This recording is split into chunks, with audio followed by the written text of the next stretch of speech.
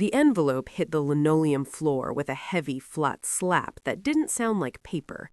It sounded like a brick. Sarah, standing by her classroom door during the passing period, didn't flinch. She just shifted her gaze, her eyes scanning the hallway with the predatory stillness of a hawk. The noisy river of high school students parted around the object. Jason, a sophomore with frayed cuffs and anxious eyes, scrambled to his knees. He wasn't picking up homework. He was grabbing a thick, unsealed manila envelope. As he snatched it, the flap opened. Sarah saw the contents clearly, a stack of $100 bills, thick enough to choke a shredder. Jason looked up. He locked eyes with Sarah. Pure, unadulterated terror washed over his face. He didn't say a word. He shoved the envelope into his hoodie pocket, his hands trembling so violently he nearly missed the fabric opening, and bolted toward the stairwell. Sarah stepped back into her classroom, her mind instantly shifting from history teacher to analyst. That was at least $5,000. Jason's father was a mechanic. His mother worked retail. That kind of cash didn't exist in their world unless something was wrong. She sat at her desk, ignoring the bell. She pulled up the digital attendance log, but her fingers hovered over a different window, the school's network admin panel. She wasn't supposed to have access, but the district's firewall was a joke compared to the systems she used to dismantle. She typed in a command, bypassing the logs, and pulled up the security feed for the hallway. She rewound 2 minutes. On the screen, Jason was walking normally until a senior, Marcus, the quarterback, the golden boy, bumped into him. The handoff was professional, a brush of shoulders, the envelope sliding from Marcus's jacket. But Marcus had fumbled it. Sarah paused the video. She zoomed in on Marcus. He wasn't looking at Jason. He was looking at the ceiling, directly at a smoke detector that blinked with a rhythmic red pulse. It wasn't a smoke detector. It was a wide-angle lens. Someone was watching the drop, and now they had seen Jason drop the money. They had seen Sarah see it. Her phone buzzed on the desk, an unknown number. "Forget what you saw, Miss Bennett. Tuition is expensive." Sarah stared at the screen, her expression hardening. They thought they were threatening a teacher. They had no idea who was sitting in this chair. The teacher's lounge smelled of stale coffee and resignation. Sarah sat in the corner, nursing a mug of tea, listening to the static of conversation. "It's a miracle, honestly," Principal Vance was saying, adjusting his tie. He was a sweaty, nervous man who cared more about PR scores than education. "This new student aid initiative is anonymous, fully funded by private donors. Kids like Jason are finally getting new clothes, new tech." "It feels wrong," Mrs. Klein, the art teacher, whispered. "I saw Maya with a brand new MacBook yesterday. She wouldn't tell me where she got it. She just said she earned it." Sarah didn't look up, but she cataloged the information. Maya, Jason, Marcus. The demographic was scattered. Jocks, burnouts, quiet kids. The common thread wasn't social status, it was access. Later that afternoon, Sarah cornered Jason near the lockers. The hallway was empty, the late sun casting long, cage-like shadows across the floor. "Jason," Sarah said softly. He flinched, slamming his locker shut. "I didn't steal it, Miss Bennett, I swear." "I know you didn't steal it," Sarah said, her voice dropping to a frequency that demanded attention. "I know Marcus gave it to you. The question is, what do you have to do for it?" Jason looked up, sweat beading on his upper lip. "Nothing. It's just a survey program. We answer questions." $5,000 for a survey? Sarah stepped closer, invading his personal space just enough to assert dominance. "Don't lie to me. Lying gets people hurt. What is the task?" Jason's eyes darted to the camera above them. "They want the keys," he whispered, barely audible. "Tonight, the janitor's closet in the north wing. If I don't leave it unlocked, they said they'd send the photos of my dad to the police." "What photos?" "They have everything, Miss Bennett. They hacked our phones. They know everything." He ran before she could ask more. Sarah stood still, processing. It wasn't just bribery, it was blackmail. The money was the hook, the data was the leash. She walked toward the north wing. If Jason was supposed to leave a door unlocked, that meant someone was coming in, or something was being taken out. She passed Officer Miller, the school's resource officer. He was leaning against the wall, chewing gum, watching the students leave. As Sarah passed, his eyes tracked her. Cold. Calculating. He wasn't watching for fights. He was guarding the perimeter. The school at night was a skeleton of itself. The silence was heavy, amplified by the hum of the vending machines. Sarah moved through the dark hallways without a flashlight, her steps silent on the waxed floors. She wore black fatigues now, not her cardigan. She reached the north wing janitor's closet. The door was unlatched, just as Jason had promised.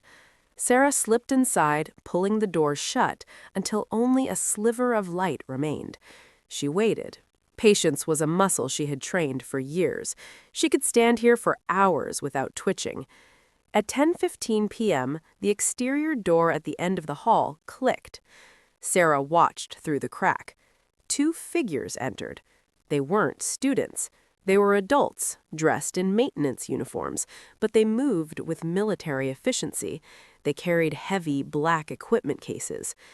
They didn't go to the classrooms. They went straight to the server room door. One of them pulled out a key card, a master admin card, and swiped. The light turned green. Sarah frowned. If they had a master key, why did they need Jason to unlock the janitor's closet? Then she saw it.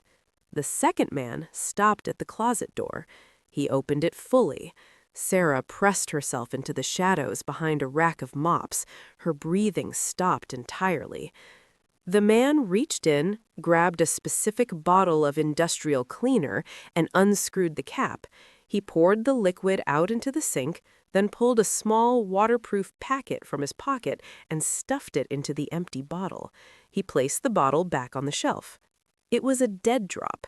The janitor's closet wasn't the entry point, it was the exchange. The students weren't just letting people in, they were the couriers moving illicit goods out of the school, hidden in plain sight. The men entered the server room. Sarah waited 10 seconds, then slipped out of the closet. She approached the server room door and pressed her ear against it. Upload is complete. The crypto miner is active on every district device. We're using their electricity and their processing power. It's untraceable. And the other thing? The blackmail files are updated. We have dirt on 3 council members' kids. The vote on the zoning laws will go our way. Sarah's blood ran cold. This wasn't just about money. They were turning the school into a massive botnet for crypto mining and using the students' secrets to manipulate local politics. She needed proof. She reached for her phone to record the audio, but the device suddenly went dead, brick black. A voice echoed from the hallway speakers. "Miss Bennett, please report to the principal's office, immediately." The walk to the office felt like a march to the gallows. The hallway lights flickered on, one by one, guiding her path. They were tracking her movement in real time. Sarah didn't panic. Panic was a luxury she couldn't afford. She mentally mapped the exits. The east stairwell was locked. The main doors would be alarmed. She pushed open the double doors to the admin suite. Principal Vance wasn't there. Instead, Officer Miller was sitting behind the principal's massive oak desk, his feet up on the wood. He was cleaning his fingernails with a tactical knife. "You're a hard woman to pin down, Sarah," Officer Miller said, not looking up. "History teacher, quiet, boring, but you walk like a ghost and you know how to pick a lock." "I was grading papers," Sarah lied, her voice steady. "Don't insult me." Miller slammed the knife into the desk. It vibrated with a dull thrum. "We saw you in the closet. We know you heard." "Then you know I can go to the police," Sarah said. Miller laughed. It was a dry, ugly sound. "The police? The chief's son is in the program. He gets $500 a week to keep his mouth shut about his dad's drinking problem. We own the police." He stood up, towering over the desk. You have a choice. We've looked into your background. It's surprisingly empty. A ghost. That usually means you're either nobody or you're somebody very dangerous who doesn't want to be found. He tossed a thick envelope onto the desk. It landed with the same heavy slap Jason's had. 10,000 a month, Miller said. You become our faculty liaison. You spot the kids who need money, the ones with secrets. You recruit them. We expand. Sarah looked at the money. And if I say no, Miller said, then we release the footage of you breaking into the server room. We frame you for the embezzlement. You'll go to prison, and your quiet little life is over. Sarah picked up the envelope. She weighed it in her hand. I need time to think, she said. Miller nodded. You have until homeroom. Don't try to run, Sarah. We have eyes everywhere. Sarah walked out. She didn't go to her car. She went to the library. She didn't need time to think. She needed a terminal that wasn't on the main network. She was going to burn them down. The library was pitch black, illuminated only by the faint glow of the exit signs. Sarah moved to the back, to the legacy archives, where the old microfiche machines sat. Behind them was a dusty PC used for cataloging, an ancient machine, likely air-gapped from the new high-speed network Miller controlled. She booted it up. It was slow, but it worked. She pulled a flash drive from her boot, her break glass in case of emergency drive. She didn't try to hack the school directly. Instead, she targeted the external IP address she had memorized from the sticker on the equipment cases the men carried. Aegis Solutions. As the script ran, a shadow detached itself from the bookshelves. Sarah spun around, a pen in her hand held like a dagger. Whoa, easy! It was Leo, the quiet kid who sat in the front row of her third period, the chess club president, the one everyone ignored. What are you doing here, Leo? Sarah's voice was low, dangerous. Same thing as you, Leo whispered, pushing his glasses up his nose. Trying to stop them. He placed a laptop on the table. The screen was a cascade of code. I saw you in the server logs. You were trying to bypass the firewall. You're sloppy, Miss Bennett, for a spy. Sarah narrowed her eyes. How much do you know? I know Miller is the muscle, but he's not the brain. I know they're using the school's bandwidth to mine crypto, but the real money is in the data brokering. They're selling student profiles to advertisers and colleges. But the blackmail, that's Miller's side hustle. You're a student, Sarah said. Why aren't you on their payroll? They tried, Leo smirked. I declined. They threatened to leak my search history. I told them I'd leak their bank routing numbers. We have a truce, but they're getting greedy. They hurt Jason today.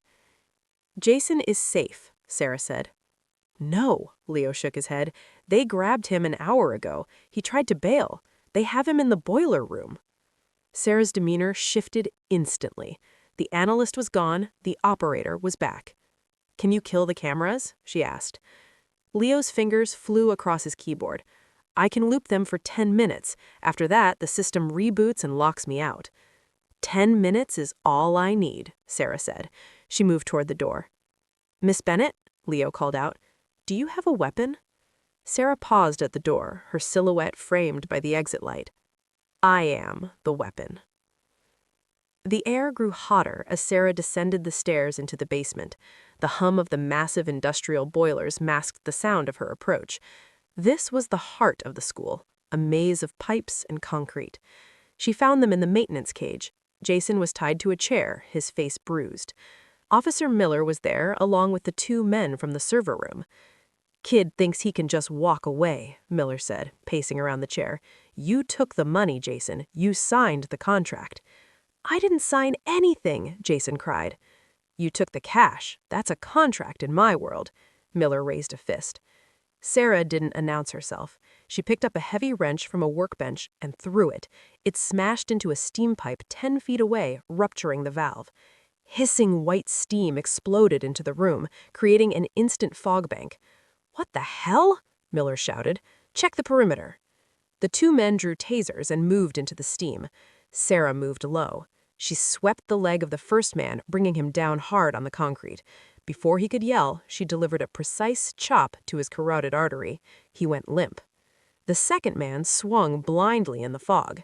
Sarah caught his wrist, twisted it until the bone snapped, and shoved him into the wall. He slid down, unconscious. Miller fired his gun, not a taser, a real firearm. The bullet shot deafeningly in the confined space. The bullet sparked off a pipe near Sarah's head. "Come out, Bennett," Miller roared. "I know it's you." Sarah stepped out of the steam, hands raised, empty. "Let the boy go, Miller. It's over. The police are on their way." Miller laughed, leveling the gun at her chest. "I told you, we own the police. You're just a history teacher who snapped. A tragic mental breakdown. You shot the kid, then I had to put you down. Hero cop saves the day." "You talk too much," Sarah said calmly, "and you die too quickly." Miller's finger tightened on the trigger. Suddenly, the lights went out. Pitch black. Leo. He hadn't just looped the cameras, he had cut the main breaker. In the darkness, Sarah moved. She didn't need to see. She had memorized the room layout in the split second before the lights died. She covered the 10 feet in 2 strides. She slammed into Miller, driving her shoulder into his solar plexus. The gun clattered to the floor. The struggle was brutal and short. Miller was strong, but he fought like a brawler. Sarah fought like a machine. She dislocated his shoulder and pinned him to the ground, her knee on his neck. "Stay down," she hissed. The emergency lights flickered on, bathing the room in a sickly red glow. Jason was sobbing in the chair. "Jason, get up," Sarah commanded. She cut his zip ties with a pocket knife she pulled from Miller's belt. "Go to the library, find Leo, lock the door." "Miss Bennett, look," Jason stammered, pointing at the wall behind the boiler. The steam had cleared enough to reveal what was behind the maintenance rack. It was a false wall, now slightly ajar from the struggle. Inside wasn't just servers. It was a command center. Monitors covered the wall, showing live feeds not just of the school, but of bedrooms, living rooms, kitchens. "They're not just blackmailing students," Sarah realized, horrified. "They're spying on the families, inside their homes." Miller wheezed beneath her. "The laptops, the school-issued laptops. Cameras are always on, remote activation." "Who is the client?" Sarah pressed her knee harder. "Who wants this data?" "You can't stop it," Miller gasped. "It's bigger than the district. It's—" A high-pitched whine filled the room. Sarah recognized the sound instantly. Feedback loop. "Run!" she shouted at Jason. She grabbed Miller by the collar and dragged him behind a concrete pillar just as the server rack exploded. It was a small, contained charge, thermite, designed to melt the hard drives. The heat was intense. The evidence was melting into slag. Sarah coughed, waving away the smoke. Someone had triggered the kill switch. Someone who was watching right now. She checked Miller. He was unconscious from the blast concussion. She stood up, dusting off her knees. Her cover was blown, the evidence was destroyed, and the enemy knew exactly where she was. She looked at the destroyed monitors. On one screen, spared by the fire, a single line of text blinked. "Class dismissed, Agent 404. They knew her old code name. Sarah emerged from the basement, her face smeared with soot, her eyes cold. The school was waking up. The alarm was blaring. Students were pouring into the hallways, confused, sleepy, terrified. It was chaos, the perfect cover for an extraction or an assassination. She spotted Leo and Jason near the trophy case. Leo looked pale. "I tried to stop the wipe," Leo said, his voice shaking. "I couldn't. They locked me out." "It's fine. We need to leave. Now." "Miss Bennett!"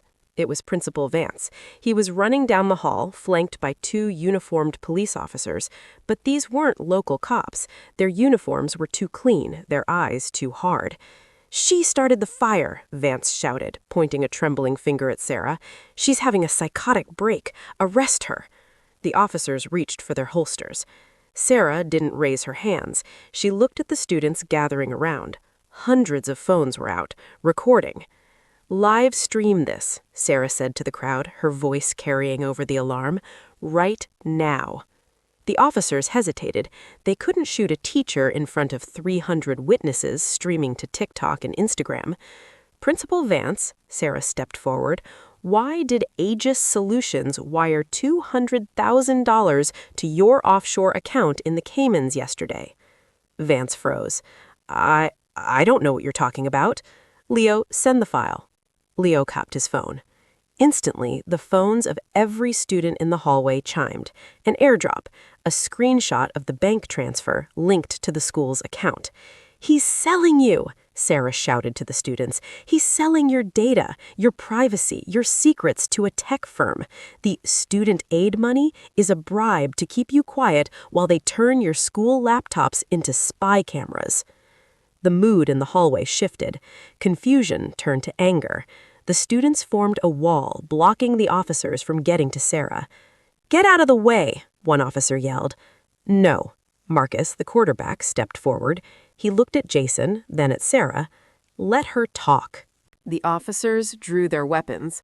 The crowd screamed and scattered back, leaving a circle around Sarah, Vance, and the two fake cops. "Put the gun down," Sarah ordered the lead officer. Her voice wasn't a teacher's voice anymore. It was the voice of someone who had led tactical teams into war zones. "On the ground," the officer shouted. Sarah analyzed the geometry. 2 targets, 20 feet, hostiles. She moved.